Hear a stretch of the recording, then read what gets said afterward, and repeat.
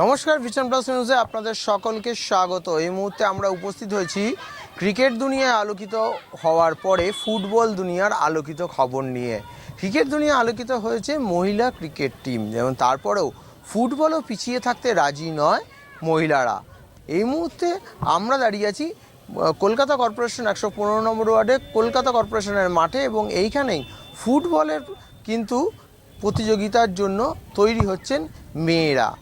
Union sporting ক্লাবের সঙ্গে তারা একত্রে এই মুহূর্তে দাঁড়িয়ে, এবং ইউনিয়ন স্পোর্টিং ক্লাবের হাত ধরেই কিন্তু তারা কন্যাশ্রী ক্লাব খেলতে চলেছে। সূত্রের খবর যে কলকাতা কর্পোরেশনের 115 নম্বর ওয়ার্ডের কাউন্সিলর এবং 13 নম্বর বোর্ড কমিটির চেয়ারম্যান, তিনি কিন্তু আগেই মাঠে এসে প্লেয়ারদের সঙ্গে দেখা করে এ ঘোষণা আগেই করে গেছিলেন। তা কিন্তু আমরা সূত্রে আগেই পেয়েছিলাম, এবং আজকে অর্থাৎ আজকে 10 তারিখ, আজকে কিন্তু 15 তারিখ, আজকে তার ট্রায়াল চলছে, এবং এই ট্রায়ালের মধ্য থেকেই কারা কারা কলকাতার এই খেলায় অংশগ্রহণ করতে পারবে এবং মুখ উজ্জ্বল করতে পারবে বাংলার।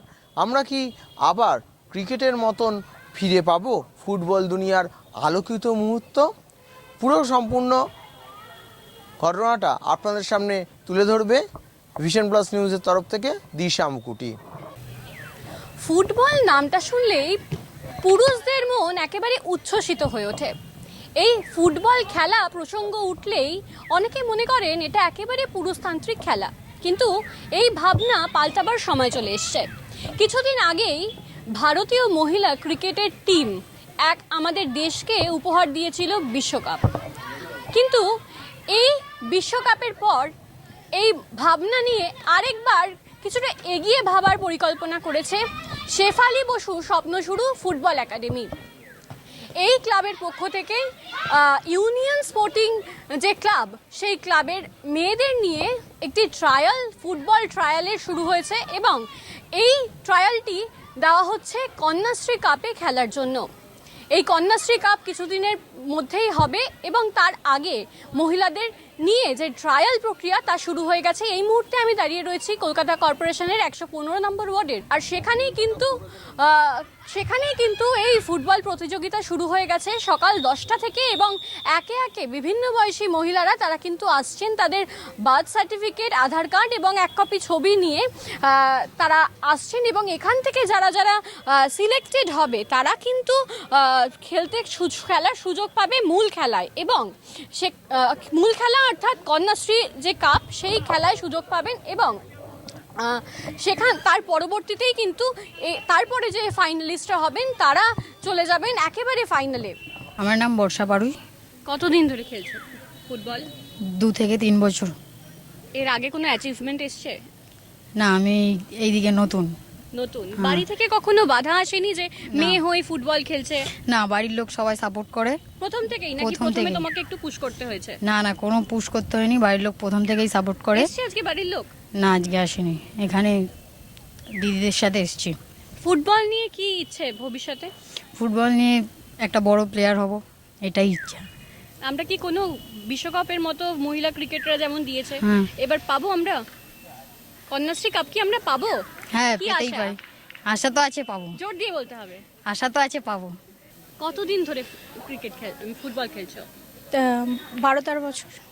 এর আগেও পার্টিসিপেট করেছো? হ্যাঁ, অনেক ক্লাবের হয়ে পার্টিসিপেট করেছি। ইন্ডিয়ার হয়ে? ইন্ডিয়ার হয়ে হ্যাঁ 2-3 বার করেছিলাম, একবার সিলেকশন হয়েছিল। কত বছরের এজ গ্রুপে সেটা? ওইটা আন্ডার 13। আন্ডার 13 হ্যাঁ। কিছু আমরা কোনো সাফল্য অর্জন হয়েছে তা থেকে?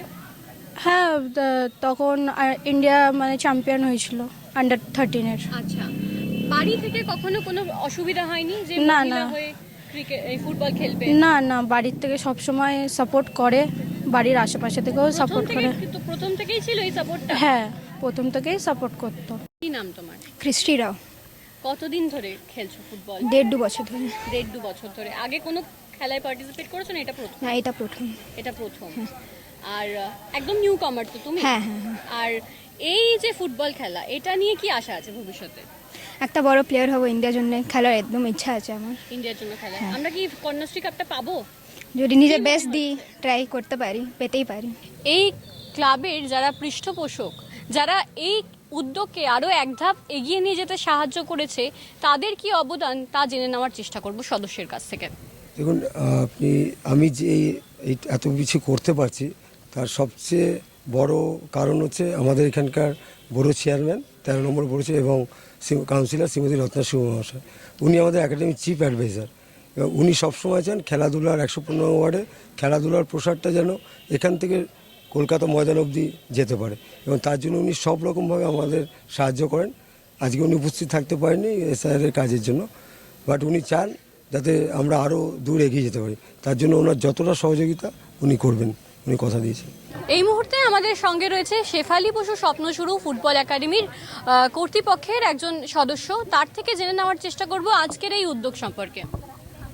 দেখুন, এই যে কন্যাশ্রী কাপটা, আমরা তো মেয়েদের নিয়ে অনেক কিছু চিন্তাভাবনা করি, তো আমাদেরও মায়ের একটা স্বপ্ন ছিল, তো সেই হিসাবে আমরা স্বপ্নকে সফল করার জন্য আমি অনেক দিন ধরে চেষ্টা চাইছিলাম, কিন্তু এই সফল করতে যে সবচেয়ে বেশি উদ্যোগী আমার সাথ দিয়েছে সেই এই পার্থর জন্যই আজকে আমরা এই কন্যাশ্রী কাপে অংশগ্রহণ করতে পারছি। তার জন্য পার্থকে অসংখ্য ধন্যবাদ। এবং আমাদের এই পার্থ ঘোষ এখন ময়দানে উদীয়মান কোচ, ইনি এই বছর কোল ইন্ডিয়াকে প্রিমিয়ার ডিভিশনে উত্তীর্ণ করেছেন এবং চেতলা অগ্রণী, যেটা আপনারা জানেন মেয়রের টিম, তাকেও 5th ডিভিশন এ গ্রুপ থেকে 4th ডিভিশনে উত্তীর্ণ করেছেন। আচ্ছা, এই যে এই ফুটবলের নাম শুনলেই বোঝা যায় এটা একটা পুরুষ অধ্যুষিত খেলা, কিন্তু দেখতে পাওয়া যাচ্ছে আপনারা এই মেয়েদের নিয়ে একটা বিশাল বড় উদ্যোগ নিয়েছেন, সেই ভাবনা চিন্তা ঠিক কোথা থেকে?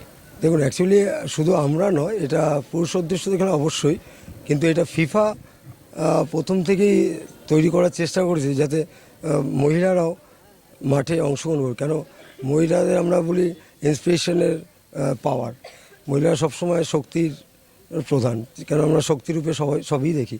তো শক্তি যদি মাঠেও ফুটবল মাঠে একত্রিত হয় তাহলে আমরা অনেক বড় কিছু করে দেখাতে পারি।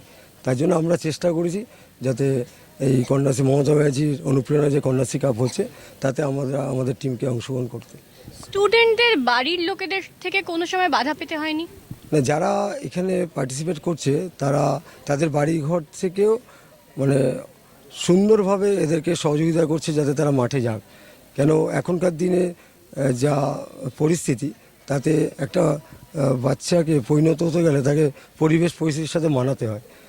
তো নিজেকে কঠিন প্রতিপক্ষ হিসাবে মাঠেও যেমন লড়াই, বাস্তবেও লড়াই, তো সেই হিসাবে তারাও ধীরে ধীরে এগিয়ে আসছেন। এই মুহূর্তে যে প্রশিক্ষক আছে তার থেকে জেনে নেওয়ার চেষ্টা করব তার যে স্টুডেন্ট, তার যে অবদান সেই সম্পর্কে। হ্যাঁ, দেখুন, প্রথমত বলি আমরা এই শেফালি বসু কোচিং ক্যাম্প বিগত 1.5 বছর ধরে রানিং চলছে। আমি এবং কালু স্যার এবং দেবু স্যার আছেন, সঞ্জয় স্যার আছেন, আদার্স আরও অনেকে আছেন, সবার সহযোগিতায় এই ক্যাম্পটা আমরা আরও ভালো উদ্যোগ নিয়ে এগিয়ে নিতে যাই।